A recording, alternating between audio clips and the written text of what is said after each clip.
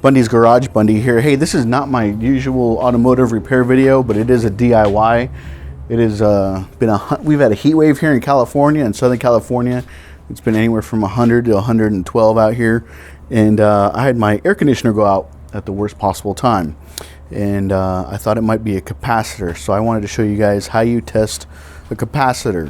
One thing you want to do before you start playing with capacitors is go ahead, you want to ground these terminals out from common to Herm, from common to fan. So if there's any charge in here, you're not going to shock yourself. So all you do to do that is go to common, go down to Herm, go to common, go down to fan, and just ground them out.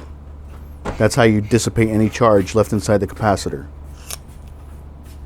This actually kick starts your compressor, and as you can see, I have three different not three different ones, but three capacitors here, because it kept blowing the capacitor, the compressor.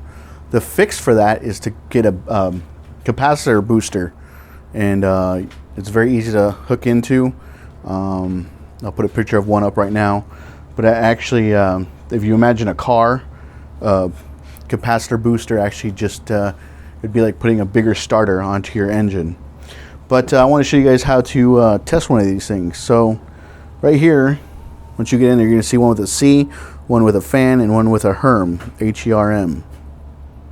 You're going to put your black lead to your common, and to find out what your capacitor is rated for, you go here 45 plus 5. The Herm is rated for 45 microfarads, and the fan, which is rated for 5 microfarads. So when you test this, I have a digital multimeter here, and I'm actually going to put it to my capacitor setting. Oops, that's off. So go to cap right there, and take the black lead, put it on to common. I'm going to test the fan first. So you come to fan, and what does that read out at? 4.94. That's good. Come over to Herm, which should be 45. 22.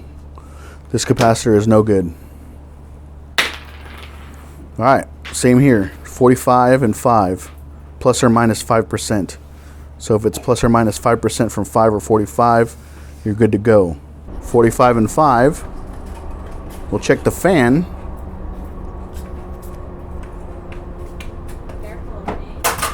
Fan is at 4.92. Go ahead. Herm.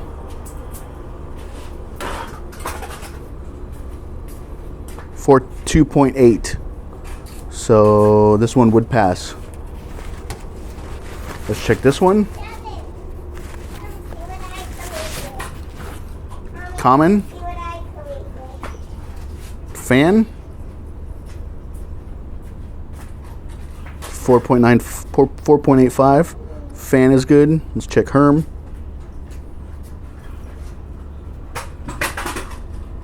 24.6. This capacitor is bad. Out of all three, this one was good. If you keep blowing capacitors, your best bet is to go ahead and, if you keep blowing capacitors, your best bet is to go ahead and put a booster on.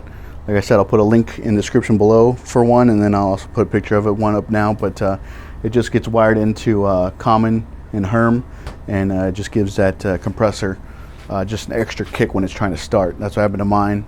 Compressor's getting old. It's about, the whole unit is about 10 years old, 10, 11 years old. So I had to put a capacitor booster on there.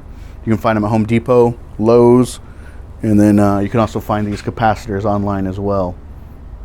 Just be careful when you're working around these. They store energy, and you need to dissipate them before you go ahead and start fooling around with one. If you have any doubts about this, of working on an AC system, don't do it. Call in a professional, because it is high voltage. You're working with 220, and no, you're actually working with 240.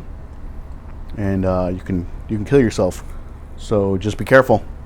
Alright guys, hope you found this video helpful. If you can, subscribe to Bundy's Garage on YouTube. Questions, comments, concerns, you can always reach out to me at bundysgarage@gmail.com. You can follow me on Twitter at Bundy's Garage, and like always, I'll keep them rolling for you.